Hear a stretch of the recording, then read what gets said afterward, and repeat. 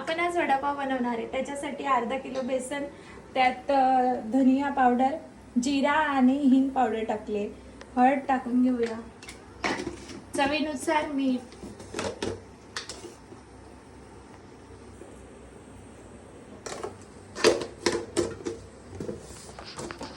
आता आपण बेटर तयार करून घेऊया. आपण 1 किलो बटाटे उकडून घेतलेले आहेत. आता त्याला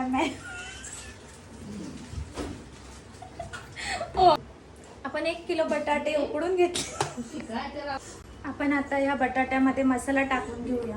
तो मसाला तयार करण्यासाठी मी अद्रक, लसूण, हिरवी मिरची आणि कढीपत्ता घेतलेला आहे. तो आता याच्यात मिक्स करून घेऊया. तयार केलेल्या भाजीचे आपण छोटे छोटे गोळे करून घेतले आणि थांबा, हे बॅटर इकडे राहू.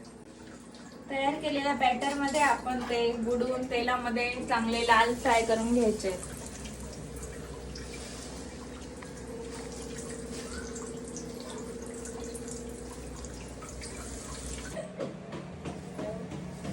आपण टेस्ट करून सांगा कसे वाटले.